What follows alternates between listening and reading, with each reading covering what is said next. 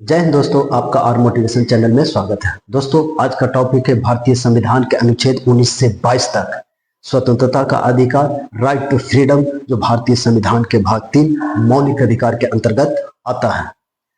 यह अधिकार प्रत्येक नागरिकों को व्यक्तिगत, राजनीतिक और स्वतंत्रता प्रदान करता है ताकि वह व्यक्ति स्वतंत्र रूप से जी सके। तो दोस्तों, अनुच्छेद 19 से 22 तक सरल भाषा में और विस्तार पूर्वक बताने का प्रयास करेंगे। वीडियो में अंतिम तक बने रहेंगे। अनुच्छेद 19 विचार और अभिव्यक्ति की स्वतंत्रता। पहले इसमें 7 प्रकार की स्वतंत्रता का अधिकार था, जो 44वां संशोधन 1978 ईस्वी में संपत्ति के अधिकार अनुच्छेद 19 के F से हटाकर भारतीय संविधान के अनुच्छेद 300 के क में समाहित किया गया है। अब वर्तमान में 6 प्रकार की स्वतंत्रता का अधिकार है। वो कौन कौन है, आइए हम उसके बारे में जानते हैं। अनुच्छेद 19 के ए, अभिव्यक्ति की आजादी, बोलने की स्वतंत्रता। इसमें अनुच्छेद 19 के ए में मीडिया को भी बोलने की आजादी है। अनुच्छेद 19 के बी, शांतिपूर्ण ढंग से बिना हथियार के एकत्रित होकर सभा बुलाने की स्वतंत्रता। अनुच्छेद 19 के सी, सभा या संगठन बनाने की स्वतंत्रता। अनुच्छेद 19 के डी, देश के किसी क्षेत्र में आवागमन या आने जाने की स्वतंत्रता। अनुच्छेद 19 के ई, देश के किसी क्षेत्र में निवास या वहां बसने की स्वतंत्रता। अनुच्छेद 19 के एफ, संपत्ति का अधिकार, जो इसे हटा दिया गया है। अनुच्छेद 19 के जी, देश के किसी क्षेत्र में व्यापार, व्यवसाय या जीविका चलाने की स्वतंत्रता है। ये 6 प्रकार की स्वतंत्रता पूर्ण नहीं है।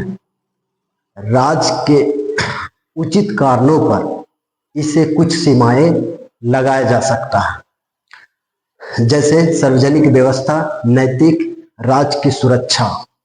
यदि राष्ट्रीय आपातकालीन स्थिति अनुच्छेद 352 के तहत लगाया जाता है तो अनुच्छेद 358 के तहत ये 6 प्रकार की स्वतंत्रता समाप्त हो जाती है। और अनुच्छेद 359 के तहत यह प्रतिबंध लगाता है 20 और 21 को छोड़कर जिसे चाहेंगे उसे समाप्त कर सकते हैं। यह अधिकार भारतीय संविधान का रीढ़ कहलाता है।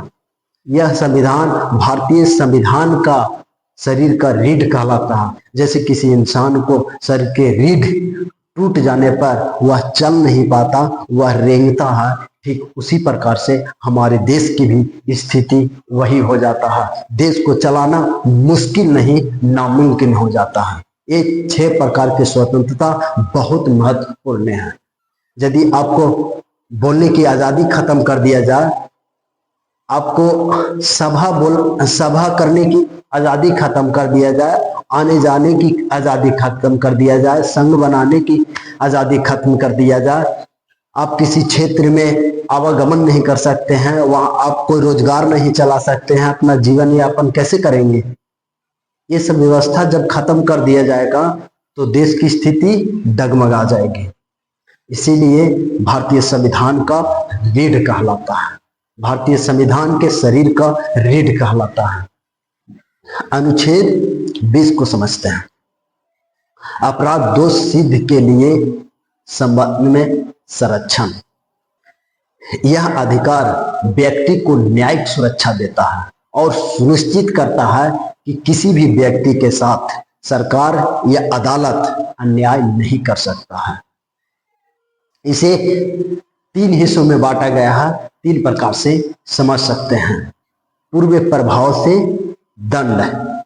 किसी व्यक्ति को, कोई भी व्यक्ति पहले काम किया था और बाद में कानून बन जाता है तो उसके तहत उसे सजा नहीं दिया जा सकता। जैसे माननीय मुख्यमंत्री नीतीश कुमार जी 2016 में शराबी बंदी का कानून बनाए। यदि उसके पहले सभी लोग शराब बेच रहे थे, सेल कर रहे थे, तो वो अपराध नहीं था। लेकिन यदि 16 के बाद यदि कोई शराब सेल कर रहे हैं, बेच कर रहे हैं, तो वो अपराध होगा। लेकिन 16 से पहले बेच रहे थे और फिर बाद में नहीं बेच रहे हैं, तो पहले वाले का सजा नहीं दिया जाएगा। यदि बाद में जो अपराध कर रहे हैं उसके तहत सजा दिया जाएगा। एक अपराध के लिए दो सजा नहीं दिया जा सकता। जैसे कोई व्यक्ति चोरी करता है और उसे न्यायालय में चोरी के सजा सुनाया जाता है और वह सजा काट लेता है, तो उस अपराध के लिए फिर दोबारा सजा नहीं दिया जा सकता है। यदि वह फिर से दोबारा चोरी करता है, एक नया अपराध बन जाता है, तो उसके तहत उसको सजा दिया जा सकता है। खुद के खिलाफ गवाही देना। यदि पुलिस या न्यायालय किसी व्यक्ति को खुद के खिलाफ गवाही के लिए मजबूर नहीं किया जा सकता है। ये 3 प्रकार की स्वतंत्रता का अधिकार को सुनिश्चित करता है। अनुच्छेद 20। अनुच्छेद 21 को समझते हैं। प्राण एवं दैहिक स्वतंत्रता का अधिकार। यह अधिकार किसी व्यक्ति को स्वतंत्र पूर्वक जीवन जीने से वंचित नहीं किया जा सकता। विधि द्वारा स्थापित प्रक्रिया के अनुसार वह स्वतंत्र पूर्वक जीवन यापन कर सकता है, आजादी से जीवन जी सकता है। विधि द्वारा स्थापित प्रक्रिया जापान के संविधान से लिया गया है। इसमें राइट टू प्राइवेसी को भी जोड़ा गया है, निजता का अधिकार। आपका प्राइवेसी किसी को अधिकार नहीं है जांच करने का।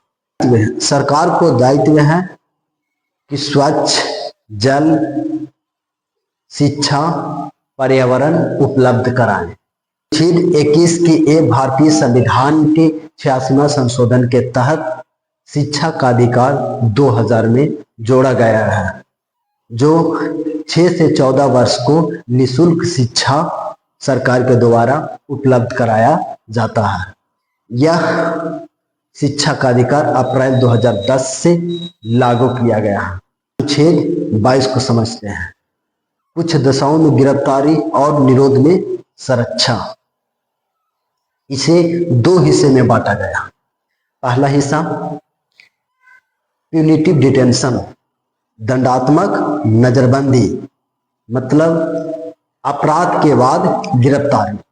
यदि कोई व्यक्ति अपराध करता है तो गिरफ्तार जो किया जाता है, अनुच्छेद 22 के अनुसार क्या क्या अधिकार मिलता है व्यक्ति को, सुनिए। यदि पुलिस किसी व्यक्ति को गिरफ्तार करता है तो उसे गिरफ्तारी का कारण पूछने का अधिकार है कि किस जुर्म के तहत मुझे गिरफ्तार किया जा रहा है। नंबर दूसरा, उसे 24 घंटे के अंदर मजिस्ट्रेट के सामने प्रस्तुत करना होगा। नंबर तीसरा, उसे मनपसंद वकील रखने का अधिकार है। पहला हिस्सा को समझें। दूसरा हिस्सा प्रिवेंटिव डिटेंशन, प्रतिरक्षा, मतलब अपराध करने से पहले गिरफ्तारी। अगर सरकार को ऐसा लगता है कि कोई व्यक्ति समाज के लिए खतरा बन सकता है तो उसे अपराध करने से पहले गिरफ्तार किया जा सकता है। नंबर 1, पुलिस उस व्यक्ति के 3 महीने के अपने हिरासत में ले सकती है, नजरबंद में रख सकती है। नंबर 2, उसे 24 घंटे के अंदर मजिस्ट्रेट के सामने प्रस्तुत नहीं करना होगा। नंबर 3, संसद कानून बनाकर इस समय सीमा को 1 वर्ष या 2 वर्ष भी बढ़ाया जा सकता है। यह अनुच्छेद 22